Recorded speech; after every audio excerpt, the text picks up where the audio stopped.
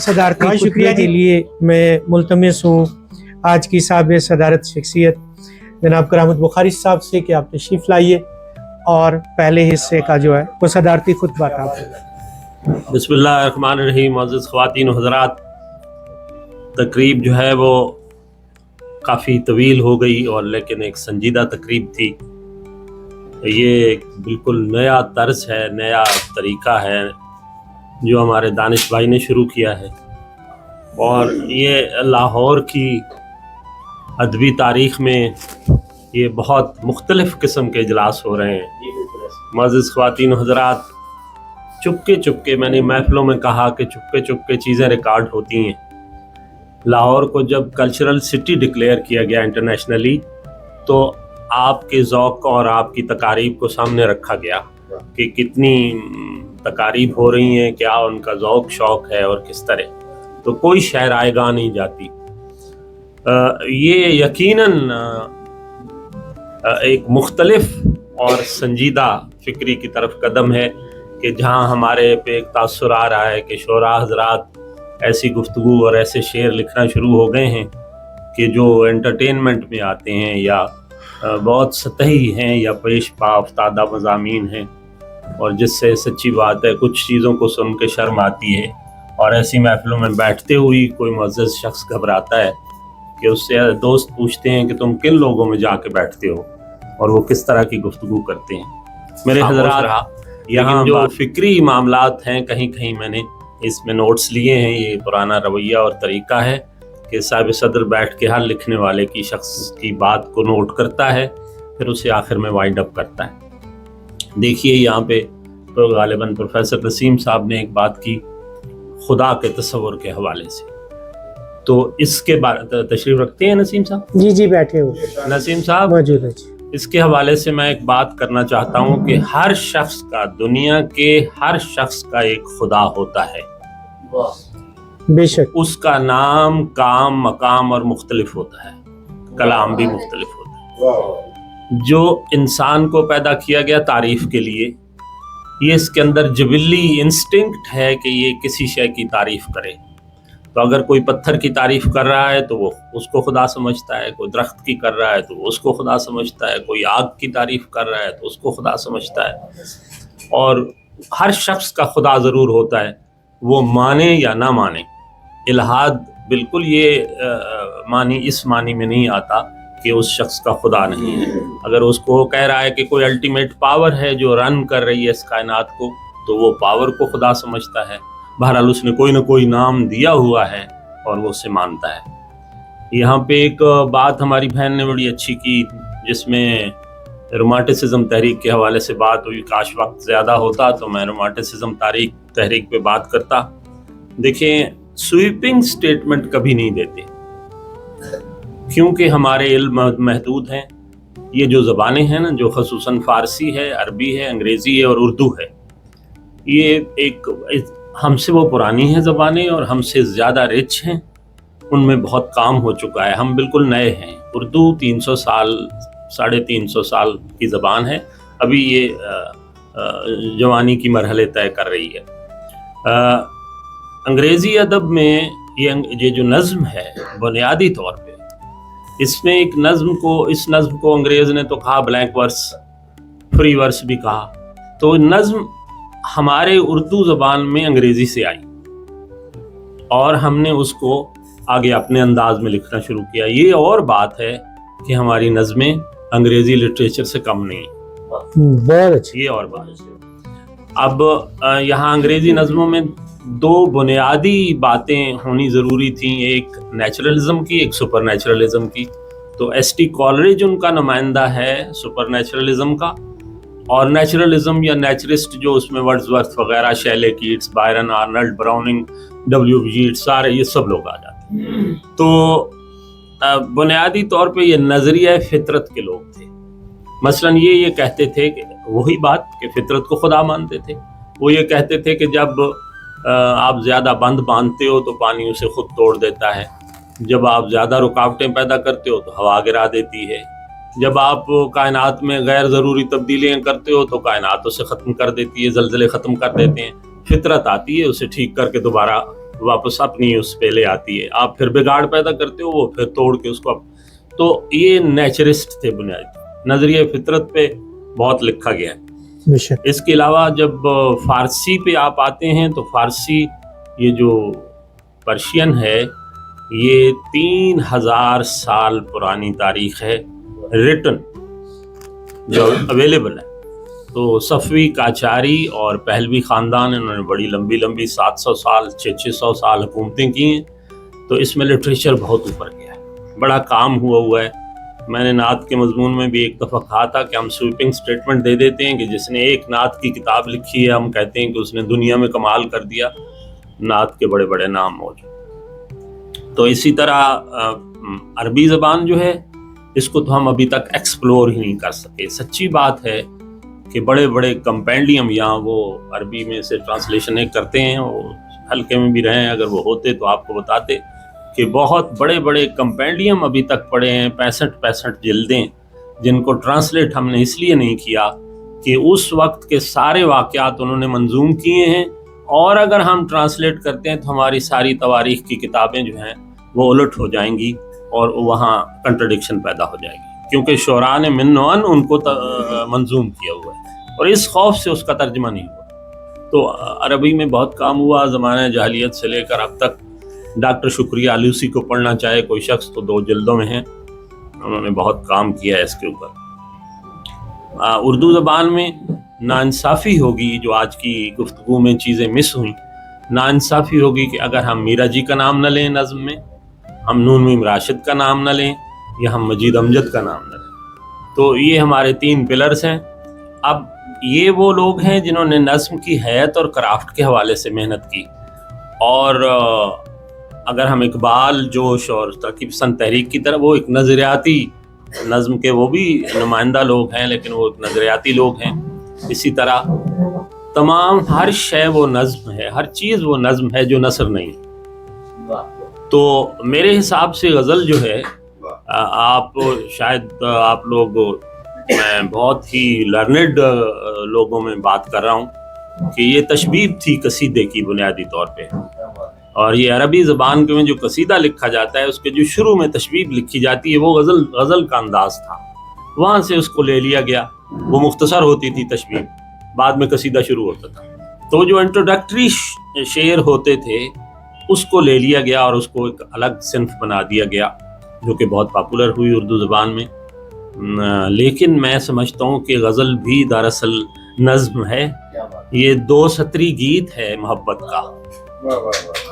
बहुत अच्छी। ये मोहब्बत का 2 सतरी गीत है। तो मेरे हजरात, आज के जो सद्दूल्हा हैं, साहिब तकरीब हैं या वजह तकरीब हैं, ये बहुत पढ़ा लिखा आदमी है, मेरा पड़ोसी भी है, मेरी मुलाकातें भी हैं, और मैंने काफ़ी गौर व खौस से इनकी चीज़ें देखी और मैंने उन पे लिखा भी है। इस तस्वीर पे भी मैंने लिखा है। सच्ची बात है कि इस इब्तला के दौर में, इस मुश्किल दौर में जहाँ संजीदा बात नहीं हो रही, वहाँ पे संजीदगी में बात करना और ये हौसला रखना कि मुझे कोई पसंद नहीं करेगा, वाह वाह नहीं करेगा, क्योंकि पसंद किस चीज़ को किया जा रहा है आपको पता है। जो चीज़ पढ़ी हैं, जो चीज़ें पढ़ी जा रही हैं, इंतहाई सतही हैं। तो संजीदगी की तरफ रहना, किल्लत की तरफ रहना है, कसरत को छोड़ के। और सच्ची बात है कि हम कभी कसरत के कायल नहीं रहे, हम 313 और 72 वाले हैं। हम हमेशा किल्लत में रहे। मेरे हजरात, मैं और ज़्यादा गुफ्तगू नहीं करता। नीड और ग्रीड की बात हुई, काश मेरे पास वक्त होता। अल्लाह ने ये जो कायनात बनाई है इंसान की नीड के लिए मोर देन इनफ है, और ग्रीड का कोई किनारा नहीं, ग्रीड का कोई किनारा नहीं। मेरे हजरात, मैं इस मौजू पे बड़ा लिखा गया, इसमें सच्ची बात है ज़्यादा कंट्रीब्यूशन नीड और ग्रीड पे तरक्की पसंद तहरीक का है। उन्होंने इस पे वसाइल और मसाइल पे बहुत बात की। मैं एक और जो पॉइंट छोड़ दिया गया कि नज़्म से मुराद सिर्फ ये नहीं है, हम नज़्म लिख लेते हैं तो اس میں ہم بلینک ورس لکھ لیتے ہیں، یا ہمارا ایک مختصر نظم جو ہے ہمارا ایک موضوع ہوتا ہے۔ نظم میں بہت جہتیں ہیں، بڑی حیتیں ہیں اور بہت اس کے شکلیں ہیں، تو کوشش کیجئے کہ نظم کی جو کتاب لے آئیں اس میں اس کی تھوڑی سی حیتوں کا خیال ضرور رکھیے، مختلف۔ مثلاً ناول کی بات ہوئی جیسے نثر کے حوالے سے، تو کہ جی ڈالر کے لیے لکھا جا رہا ہے، یا جیسے مثنوی کوئی نہیں لکھتا، مرثیاب کوئی نہیں لکھتا، سی حرفی کوئی نہیں لکھتا، واسوخت کوئی نہیں لکھتا، شعر آشوب کوئی نہیں لکھتا، ثلاثی کوئی نہیں لکھتا، دوہا کوئی نہیں لکھتا۔ تو یہ ساری اصناف سخن جو ہیں وقتی طور پہ ایک فیز آتا ہے کہ وہ پیچھے چلی جاتی ہیں، لیکن ایسا نہیں ہوتا کہ وہ مر جاتی ہیں۔ جس طرح ڈکشنری میں یا لغت میں کچھ الفاظ ہوتے ہیں وہ انتظار میں پڑے رہتے ہیں کہ مجھے کوئی استعمال کرے، ہم چند سوچئے ذرا، اپنی شاعری پہ غور کیجئے، تھوڑے سے الفاظ ہوتے ہیں جو ہم استعمال کر رہے ہوتے ہیں، جو بار بار ہم استعمال کر رہے ہوتے ہیں، تو بہت سارے لفظ ابھی انتظار میں پڑے ہیں لغت میں کہ ہمیں شعراء حضرات یا مصنفین یا لوگ استعمال کریں۔ انہیں حرف مزمن کہا جاتا ہے، تو ضرور اس طرف جائیے کہ وہ الفاظ لے آئیے، ان الفاظ کو روشناس کرائیے۔ نہ کوئی لفظ متروک ہوتا ہے، نہ کوئی لفظ مرتا ہے، نہ کوئی لفظ وقتی طور وقت ہے کہ وہ غائب ہوتا ہے یا اس مستعمل نہیں ہوتا، پھر ایک عہد آتا ہے کہ وہ بہت زیادہ مستعمل ہوتا ہے۔ میرے حضرات، تصویر جو کتاب ہے یہ تقریباً 85، اس میں 85 کے قریب نظمیں ہیں، متنوع موضوعات بہت اچھے ہیں، اور ان موضوعات کے ساتھ انصاف ہوا ہے، کرافٹ بہت اچھی ہے، زبان بہت سلیس ہے، اسلوب دل میں اترنے والا ہے، اور یہی ضرورت ہے انگلش میڈیم ماحول میں کہ اب بچے زیادہ ثقیل اردو یا زیادہ مکفہ مسجع یا زیادہ ادق موضوعات یا چیزیں وہ نہیں سمجھ سکتے۔ میرے حضرات، یہ بہت کامیاب کوشش ہے نظم کے حوالے سے۔ نظم بہت لکھی گئی ہے، نظم میں بہت نام ہے، لیکن یہ ایک بہت کامیاب کوشش ہے، ایک سنجیدہ کتاب ہے۔ اور اب یہ کہا گیا کہ ٹلٹ کیوں ہوا، یا سفر کیوں اس طرف ہوا، یا یہ شفٹ کیوں ہوئی۔ دیکھیں، میں آپ کو بات بتاؤں کہ آپ اگر کسی بھی بڑے رائٹر کو سامنے رکھیں اور آپ دیکھیں کہ اس کی زندگی کے مختلف ادوار ہوتے ہیں، ٹلٹ ہوتی ہے، شفٹ ہوتی ہے باقاعدہ، یعنی غالب جیسے شخص کو اپنا ادک انداز چھوڑ کے سہل انداز کی طرف آنا پڑا۔ تو یہ تخلیق جو ہوتی ہے اپنا لباس خود لے آتی ہے۔ اس میں یہ کوسچن میرے خیال سے نہیں بنتا کہ آپ نظم کیوں لکھتے ہیں، یا آپ غزل کیوں لکھتے ہیں، یا آپ کون سی صنف میں لکھتے ہیں۔ یہ کوئی موضوع یا کوئی خیال اس طرح کا ہوتا ہے کہ جس میں تمام جزیات لکھنی پڑ جاتی ہیں، اور کوئی خیال ایسا ہوتا ہے، کوئی چیز ہوتی ہے کہ آپ اختصار میں شعر کی صورت میں کہہ دیتے ہیں۔ کوسچنز، سوال ایک ان کی نظم ہے، اور سوال کے حوالے سے بات ہوا تو کوسچنز کے بارے میں میرا ہمیشہ رائے یہ رہی ہے کہ some questions are more important than answers. Phrase of the day, کہ some questions are more important than answers. کیا ہم پڑھاتے ہیں جب تو ہم یہ بات بتاتے ہیں کہ سوال سے ہی اندازہ ہوتا ہے کہ آپ کس لیول پہ ہیں، میرے آڈینس کس لیول پہ ہیں، اور ہم کہاں، ہمارا ارتقائی سفر یا فکری سفر کہاں پہنچا ہے۔ تو سوال بہت اہم چیز ہے، یہ اٹھاتے رہنا چاہیے۔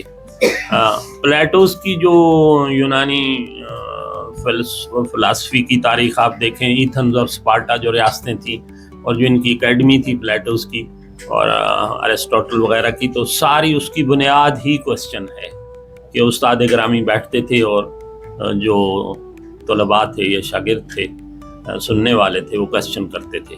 کوسچن کو نہیں روکنا چاہیے، جو کوسچن کو روکتا ہے وہ ان پڑھ آدمی ہے، وہ ڈکٹیٹر ہے، وہ آمر ہے، اور وہ کچھ نہیں سننا چاہتا۔ میرے حضرات، میں اس کو پہلے حصے کو اختتام کی طرف لے جاتا ہوں، بہت ساری باتیں ہو سکتی ہیں۔ میری یہ کتاب نظموں کی آئی ہے، اس کا بہت لمبا چوڑا دیباچہ لکھا گیا ہے، کوئی 38 صفحے کا۔ اس میں ایک نظم ہے تصویر، وہ میں پڑھ دیتا ہوں۔ تو اس کا انگریزی ترجمہ بھی ہوا ہے، پنجاب یونیورسٹی نے کیا ہے۔ تو آج چونکہ تصویر کی رونمائی ہے تو میں وہ تصویر نظم سنا کے اس کو ختم کرتا ہوں، اگر وہ کہیں پہ مجھے مل گئی اس میں سے۔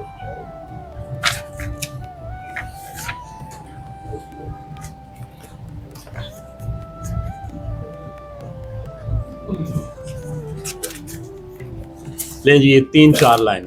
بسم اللہ۔ نظم کا عنوان ہے تصویر۔